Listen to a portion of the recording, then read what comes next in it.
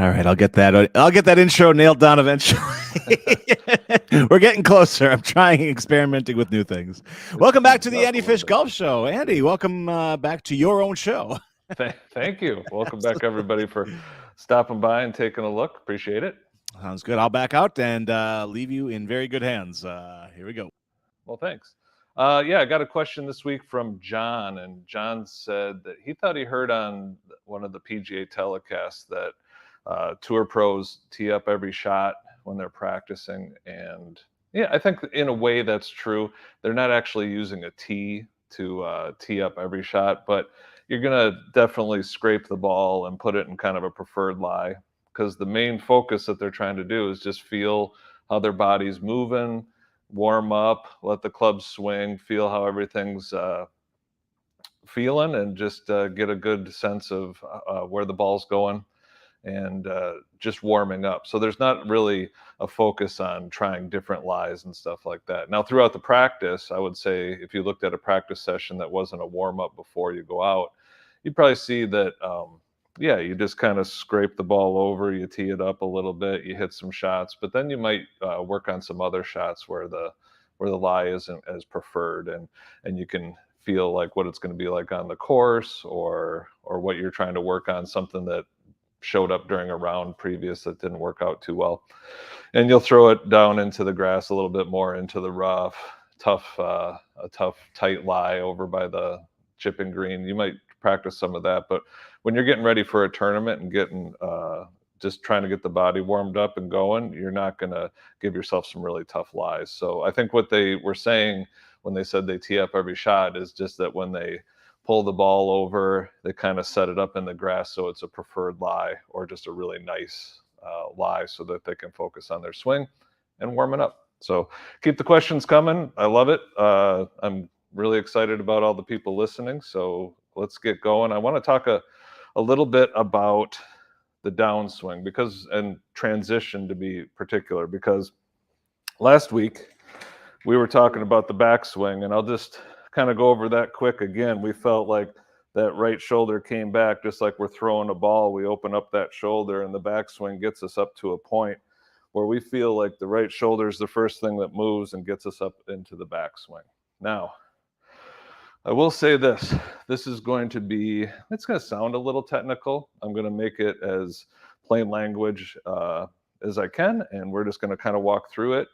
What I want to say is the reason that we're kind of focusing on this is because this is, I feel like, the most misunderstood, and the thing that gets most golfers in trouble from just starting the game all the way up to the high level. So the transition is a very important part. And just to get ahead of all of what we're going to talk about today, it's a really good idea to stretch. So hamstrings, quads, anything you can do to open up the legs and hips are going to really help what we do today. Also shoulders, upper body, neck rotation, shoulder rotation, all these things. And if you want to, like here at Elite, we have some fitness experts that can run you through a screen and just test how everything's moving and give you a couple exercises that help you for that range of motion and some stability. But then you can also probably look up anybody, if you're seeing a physical therapist. They have all the tools there and all the knowledge there to help you out with this. And most physical therapy clinics are happy to see people, not just for rehab, but just for sports performance and to help just their daily lives. And golf is a very specific move that we need to have a couple extra things for our flexibility and strength. So go see your local physical therapist or certified instructor, fitness instructor, and then just get some idea of how your body's moving and what you might need to do. That being said, we're now up at the top of the backswing, and now we have to get this club back down. What I want to go over is the things that I see. It'll cover probably 95% of the swings that I see, that when we're working on things, this is what I'm going to see as the two faults mainly that happen from that point.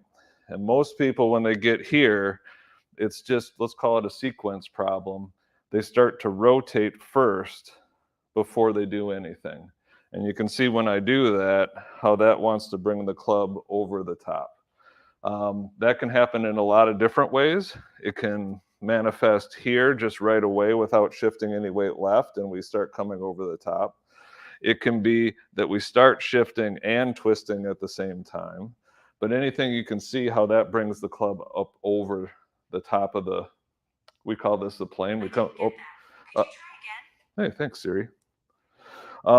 So when it comes up over like this, you can see that we're going to cut across the ball. And what we'd like to have happen is that the club moves down the line. And to do that, we want to talk about the transition. This is one of them. And one of the common faults is going this way. And then the other one is this, where the hips come in. So these are the two things that happen that are just a little out of sequence and moves that we want to kind of get rid of in the downswing. So we're going to be a little particular here. And I'm going to talk about 4 different things. We're going to talk about a shift, where we move the weight over to the left and how that works. We're going to talk about a tilt and how we don't stay with that shift. We actually tilt a little bit here. Then we're going to talk about how we rotate then. And then we're going to talk about how we push off the ground. So again, it's going to sound particular, but I'm making it particular because of its importance. This can probably help 90% of golfers if they just focus on this sequence and how this transition starts to occur in their swing. They're going to get rid of a lot of compensations in their swing. So once we're up at the top of the swing, the first thing we want to do is shift our weight. And what we want to talk about a shift is we're not shifting here where the upper body's going with it. We're not going out towards the front toe this way. We're not doing that. What it is we're shifting the weight this way. It's into the midfoot, if not even to the left heel, front heel. And that's our shift. So we shift here, we get the weight over to the left, and then there's a tilt at the same time that brings our arm into this position. Trust me, I know it's technical, but the drills will be a lot easier. Up to the top, we shift the weight left and we tilt the body back. You can see how my upper body now is facing about this point back here, not here, not right where the ball is. We're actually behind the ball a little bit. And that's the first move down. Then from here, we're going to rotate the body, and then we're going to push off the ground and stand up. So all these things, when you put them together, are going to be a good transition in the downswing. So now let's unpack these just a little bit. Again, we're going to shift over to the left, front foot. It's not going to be up on the toes. It's going to be on the midfoot to heel. Then we're going to tilt this way. We're going to feel like we tilt and push and have our chest facing just behind the ball. And then we're going to rotate and push off the ground and stand up. Now, I just wanted to explain it in its parts. We could go over this for a long time. I'm not going to, but you can see that that's kind of the sequence that we want to have happen.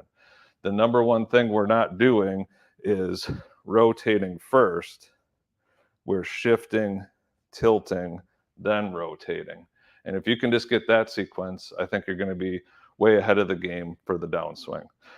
Now, that's as technical as we're going to get, because I want to just do some drills that will help these feels. And then when you do the drills, you don't have to think about all this stuff. I just want to, again, we talked about it in a couple episodes back. We want to create a construct of like what all the golf swing is. Now we know this, what the sequence is. And now that we know what the sequence is, we can do the drills to help us get there. So the first thing we want to do is the right foot back. And what that's helping is once we get up to the top, we can shift our weight and not let the twist happen first. So what this drill is going to be is we're going to set up to the ball. We're going to drop this right foot back here, and we're going to hit the golf ball. We can use a tee to help us. We're going to hit the golf ball feeling like the club swings way from the inside, and we rotate the toe of the club over. We're going to try to hit hooks or straight shots, we're definitely going to try to hit from the inside of this golf ball coming in. And we're going to let that club roll over. It's going to feel like you're sending the ball about 30 to 45 degrees out to the right, but you're turning the face over to let those hands work through there. So this is the back foot drill. This is going to help you so you don't twist first, that you can learn how to get underneath. The right shoulder comes down and under, and then lets the club move out to the right. That's the first drill. Second drill is going to focus a little bit more on what it feels like to tilt. I'll show you down the line first. We're going to put the shaft of the club right across our chest. We're going to go pull that right shoulder back like we talked about last week. And then we're going to take the trail end or the grip end of the club here, and we're going to try to point it down here to a spot just in front of our foot. So again, back here. And now we're going to rotate this down here. You can see how that rotates and creates a tilt as we're turning that, shifting over into the right foot. That helps us so you don't keep that shoulder coming over or level. So we don't want to see this. That's pointed way high over there. We want to see this, where it's pointed down here by this ball, just in front of our right foot or back foot.